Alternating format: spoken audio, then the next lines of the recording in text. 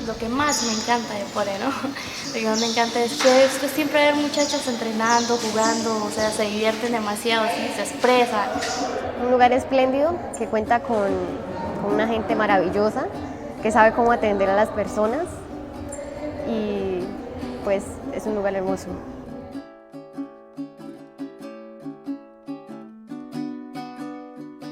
Hola, mi nombre es Marcela Ascanio, esta es la institución educativa Rafael Uribe Uribe en el municipio de Pore Casanare. He estudiado en ella desde transición, espero que conozcan su belleza interior y bienvenidos a los talleres del Bicentenario.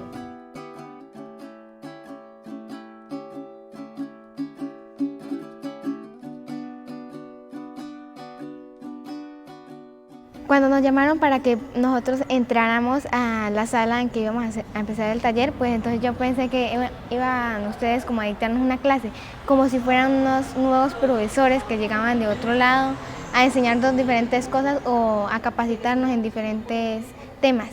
En mi caso yo ya había estado en muchos proyectos, pero nunca se siguieron llevando por ahí 2 clases y ya se acababa. Entonces esto a primera vista yo dije, pues es otro de quizá esos proyectos que al tiempo ya se acaba, pero no, pues ha sido un proceso muy bonito. Tuve una buena impresión al inicio, no sé, les vi las caras y como que son buenos.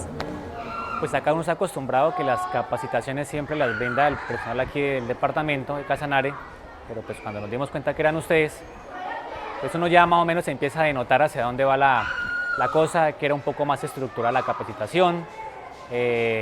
Si se vinieron desde Bogotá, por ejemplo, quiere decir que están tomando o haciendo un esfuerzo bastante amplio de acompañamiento, entonces uno ya dice, esto va para largo, posiblemente. Entonces, inicialmente la percepción fue eso, bien, hacer un trabajo un poco más extenso, a diferencia de una capacitación que se hace aquí a nivel regional.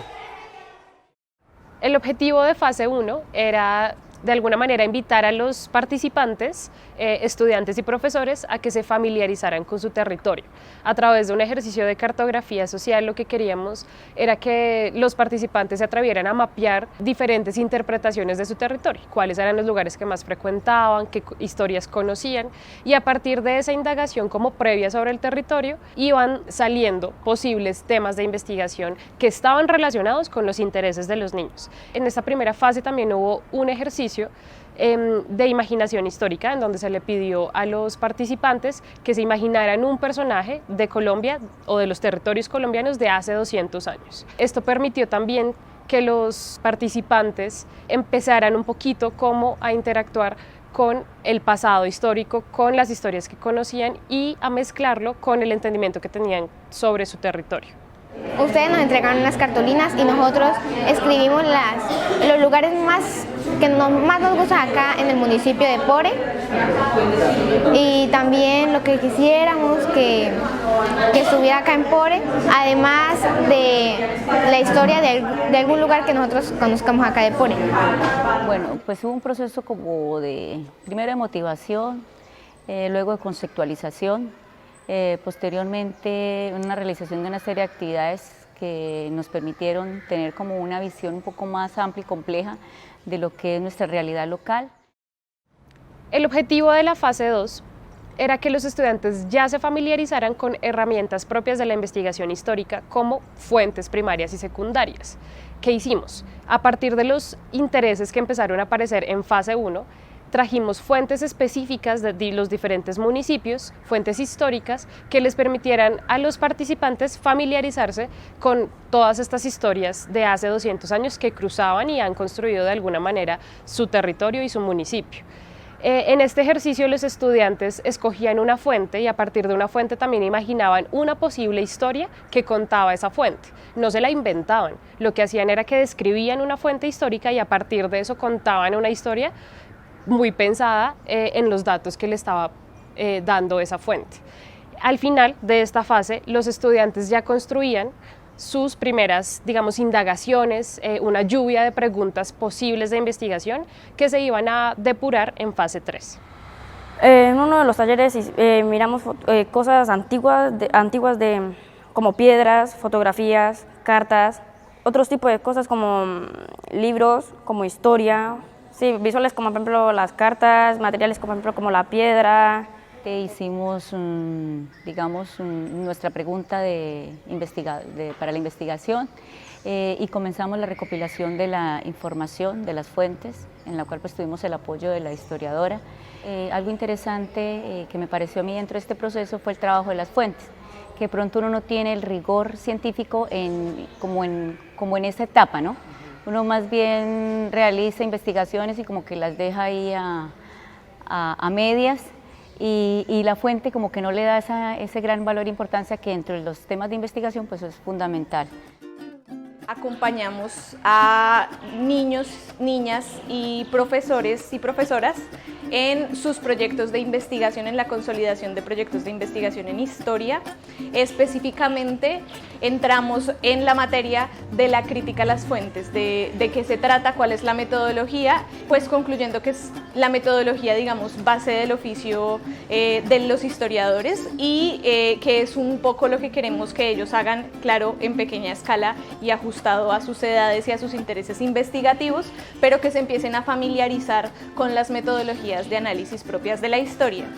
Y en la segunda parte pasamos ya un poco a la creación, porque queremos que estos proyectos de investigación que están haciendo los grupos de estudiantes y profesores sean presentados no en los formatos tradicionales de escritura de la historia, sino que sean presentados a través de lenguajes creativos, a través de formatos originales. Entonces ellos ya empezaron a trabajar desde lo audiovisual, desde lo sonoro y desde lo visual para poder construir esos productos de la investigación.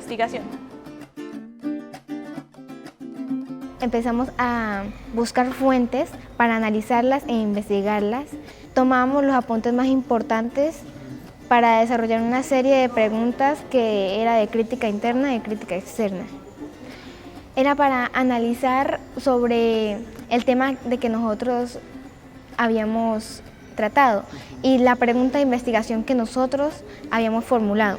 Y de ello, pues entonces de esa pregunta nosotros íbamos a realizar murales, ozonovisos, videos, lo que uno quería elegir. Mi grupo, por ejemplo, eligió hacer un mural, entonces nosotros estamos aquí pintando en acrílico sobre el lienzo. Luego de definir la pregunta de investigación, se hace una investigación visual, que es la parte de las artes plásticas. Iniciamos una investigación visual a partir de unas fuentes visuales que tienen que ver con el tema y la pregunta de investigación. En fase 4 fue fundamental seguir dos formatos que diseñaron los facilitadores. Uno de ellos trataba de alguna manera empujar en los participantes el mensaje que querían contar. ¿Cuál era el mensaje que ellos querían contar? ¿Qué era lo que querían transmitir? Y cómo podíamos, de todas esas fuentes que habíamos consultado y de toda esa información que se había conocido, qué se podía priorizar y cómo podíamos llegar a un mensaje concreto histórico sobre el tema de investigación. Ese era el primer formato, que se llamaba ¿Qué historia quiero contar? El segundo formato se llamaba ¿Cómo quiero contar mi historia? Y este formato de alguna manera buscaba facilitar en los talleristas que los participantes pudieran caracterizar mucho más el producto artístico o el producto audiovisual o el producto sonoro que se imaginaban. Fase 4 fue una fase enteramente creativa. Ya habían unos insumos concretos, por ejemplo una escaleta, por ejemplo un guión, que le permitió a los participantes avanzar mucho más en los 2 días de fase 4 en todo el proceso creativo. Entonces en esta fase los participantes, tanto estudiantes como profesores, se dedicaron a grabar, por ejemplo, los podcasts, a trabajarle a los guiones para que fueran mucho más ricos, con datos, con diferentes tonos de voz. Los estudiantes empezaron a tomar las fotografías que tenían que tomar o hacer las grabaciones y los rodajes que estaban predeterminados en estas herramientas como las escaletas o como los guiones, que les estaban dando ya herramientas técnicas concretas para poder traducir su investigación en productos específicos. Posteriormente se fue materializando como en un trabajo lúdico, como salir de los documentos como tal, ¿sí? Que generalmente una historia se fundamenta o el producto final es como un texto o un documento histórico, que son fundamentales, pero que también se quiso materializar a través de una obra de arte o de una expresión artística. Pues mi tema como tal son los instrumentos. Me encanta mucho eso. Y pues he aprendido de que vienen desde hace mucho tiempo, primero que todo, con la llegada de los europeos, obviamente, que ellos nos traen la música, sino que los aborígenes como tal han de moderarla, ¿sí? La cambian a la nueva forma y ahí forman lo que es la rumba, el parrando como tal, el llanero que es hoy en día. Pues nuestro tema es sobre las ruinas de Pore.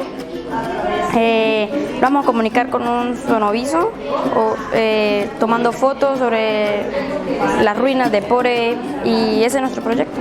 Es un sonoviso. ¿Y qué es un sonoviso? Son imágenes pues, que van pasando y a medida de eso pues, ahí se va contando una historia a través de ellas porque las imágenes hablan por sí solas. Yo creo que con el sonoviso voy a aprender a tomar fotos, voy a aprender a hablar. La música llanera tiene sus influencias de Europa, pero los que moldearon nuestros cantos fueron los aborígenes que aprendieron la tonada de los conquistadores y las modificaron. Todos hablamos, todos nos conectamos y pues uno da hartas ideas y entre más ideas uno las junta y como que bueno, listo, formamos algo muy chévere. Entonces me parece algo muy bonito y sí siento que participo y todos participamos como tal. Todos vamos a hacer, entre todos vamos a aportar un pedacito y entre todos vamos a tomar las fotos, vamos a hablar, a plantear ideas sobre el tema. Pues la temática nuestra era resaltar un poco el papel de las heroínas, las mujeres heroínas de Casanare. Y lo primero que se hizo fue hacer unos libretos. Jaime nos colaboró bastante en el sentido de que uno tiende a hacer siempre las mismas voces, entonces él nos decía no, hablen más pausado, más tranquilo, las personas que cuando escuchan un audio tienen que tener un periodo de recuerdo de lo que se les está diciendo, entonces traten de ser como más pausados, de acuerdo al personaje, por ejemplo, hagan este tipo de voz, si es un soldado pues una voz gruesa, si es una mujer pues un poco más delgada, si es una niña, entonces él nos instruyó bastante en lo que es apropiación de los personajes, porque nuestro proyecto era elaborar unas cuñas, unas cápsulas radiales, ¿cierto? Pues era meramente audio. También, por ejemplo, nos ayudó en el tema de la edición. Entonces a otro grupo de los que estamos trabajando les enseñó cómo manejar un software que es específico para hacer la edición de audio, coger los diversos audios, unirlos en uno solo. Entonces también fue un acompañamiento técnico muy chévere que nos hizo Jaime. Justina, faltaron arepas. Estoy ensillando el caballo. ¿Y hoy para dónde se va? Voy para Cafifí. Hay que revisar el ganado. Tenga cuidado, mijita. Arrancamos a hacer un proceso de bocetos. En ese proceso de bocetos se va a definir un boceto final, el cual va a ser elaborado posteriormente en el proyecto final, en el producto final, exactamente. En este caso estamos trabajando la técnica de acrílico sobre lienzo. Viviana nos trajo unas fotografías que pueden ser relacionadas al tema de cada grupo. Eran 2 grupos que habían elegido la pintura y gracias a ello pues entonces nosotros elegimos las fotos, las fotografías y eso yo lo relacionaba con el libro que nosotros habíamos escogido y de acuerdo a ello pues entonces escogía las imágenes que más se relacionaban con las palabras y la descripción que tenía el libro. Fase 5 fue la última fase de trabajo, de alguna manera, y fue enteramente de creación. De nuevo, habían grupos que estaban trabajando documentales, que estaban trabajando sonovisos, que estaban trabajando podcast, que estaban trabajando fotografías y que además iban a intervenir esas fotografías. Entonces, durante los 2 días de fase 5, los estudiantes y los profesores estuvieron trabajando en campo, haciendo las tomas que hacían falta para sus documentales o interviniendo en las fotografías con diferentes materiales o terminando las pinceladas de sus lienzos o de sus cometas intervenidas y fueron 2 días enteros de creación en donde se pulieron muchísimo esos productos finales. Silencio todos, grabando en 3, 2... Todo con el fin de la mayor comodidad de los asistentes. Bueno, nuestro producto fue un sonoviso. Lo hicimos con imágenes de principalmente las ruinas de Pore, de estructuras del mismo pueblo Yo trabajé principalmente, estuvimos en una visita hacia las ruinas, investigando qué lugares estuvieron cerca hace 200 años y qué pensábamos que era ese lugar o cómo pensábamos que era en ese entonces. El proceso para llevar a cabo, para hacer nuestro sonoviso, fue investigar primero, investigar más al fondo sobre las ruinas de Pore, por ejemplo, yendo a salidas, conociendo la historia. Pues tuvimos que llenar una serie de preguntas que era, por ejemplo, como cómo nos imaginamos las ruinas al futuro. Tomamos fotos, hablamos con el historiador nos contó, fuimos al museo local y el historiador nos contó más sobre las ruinas de Pore, o sea, quiénes la habían fundado, o sea, qué era antes, la historia. ¿Para qué se usaban estos espacios hace 200 años? Como recién mencionábamos, estos espacios se cree que se utilizaron como iglesia, según el plano arquitectónico que se encuentra en los alrededores de las ruinas. No obstante, hay otras ruinas menos conservadas, en las que el historiador local, Luis María Bastidas, menciona que existía una cárcel donde encerraban a los patriotas capturados. No, nunca había pintado en un lienzo. O sea que eso para mí fue muy difícil, de verdad, en especial que ella nos daba las técnicas y yo a veces quedaba perdida. Y por ejemplo en el cielo, entonces yo empecé con el cielo y me estaba quedando muy bonito y luego me empecé, o sea, como dice por acá, a tirármela. Y también Viviana nos ha enseñado mucho sobre otras técnicas de pintura, como las franjas de los montes, las ruinas y la arena, y especialmente los bordes y las sombras que tienen los caballos. Además aprendí también a utilizar mejor los pinceles porque yo de verdad que no los utilizaba muy bien. Y en artística pues me valía solamente de mis conocimientos y ahora que yo he aprendido más, entonces como si la información que tengo en mi mente se haya reforzado y se haya expandido. Pues no es tan fácil hablar ante una cámara porque uno se le pierde toda la... O sea, uno le da muchos nervios, pero uno tendrá que acostumbrarse porque al pasar del tiempo le van a tocar hacer a uno también lo mismo. Pues sí me gustó, la verdad sí me gustó. Y me gustó participar en ese proyecto porque es muy chévere aprender cosas nuevas. Grabar o enfrentarme a estas nuevas cosas me pareció genial, me pareció una muy buena experiencia, puesto que muchas veces nosotros estamos acostumbrados a hacer lo mismo y nunca pensamos en hacer cosas nuevas, siempre es lo mismo, entonces es mejor. Es muy diferente ir al lugar y que nos estén enseñando, viendo ya las cosas y explicándonos, a estar copiando en un tablero o estar viendo un libro. Es muy diferente la explicación y uno aprende mejor. Muy útil porque lo puede uno poner en práctica fácilmente aquí entre las aulas. Ahí se da uno cuenta que no requiere grandes capacidades técnicas, ¿cierto? Como uno pensaría, sino que con cosas muy sencillas, muy elementales, que están a la mano, se pueden hacer muchísimas cosas, bastantes productos. Y se está innovando la práctica educativa. Entonces, resalto mucho eso que nos enseñaron, nos instruyeron en hacer cosas con lo que tenemos a la mano, sin necesidad de muchos recursos y mucha tecnología a veces. Bueno, primero que todo que podamos resaltar y rescatar ese valor cultural, patrimonial que tienen las ruinas, porque hasta hace, digamos, 14 años se entendió ese valor, porque no antes, en un proceso de investigación que hicimos, las ruinas eran para desmantelarlas, para otro tipo de actividades menos para cuidarlas, preservarlas y traer a memoria de los habitantes todo ese bagaje histórico y toda esa participación que tuvo el municipio de Pore en la gesta libertadora. Y las familias, pues es hacer esa remembranza a los habitantes de nuestra región, desde los primeros habitantes hasta las familias actuales. Fase 6 fue una fase muy importante porque fue la fase de socialización. Digamos que desde fase 1 a fase 5 todo transcurrió en el aula y en diferentes lugares del municipio en donde los chicos tenían que grabar, tomar fotografías, pero nadie se había enterado muy bien de lo que estaba sucediendo al interior de los colegios. Y además los papás tenían muchas expectativas, los rectores estaban más o menos enterados, pero habían muchos detalles que no se conocían. Entonces fase 6 fue la fase que vino un poco a culminar y a socializar todos estos productos y también a contar todo el proceso y digamos, todos los momentos de muchísimo aprendizaje por los que habían pasado los diferentes grupos de investigación.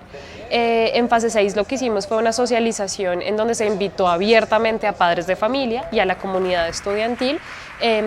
Se hicieron las muestras de los productos audiovisuales, de las cometas, se hicieron las muestras también de los lienzos, se hicieron las muestras de los podcasts, de los sonovisos, de las coplas, de diferentes productos que terminaron como resultado de todo este proceso de investigación. Fue muy especial porque en esta fase pudimos entregar un reconocimiento y un diploma por parte del Ministerio de Educación Nacional a todos los participantes.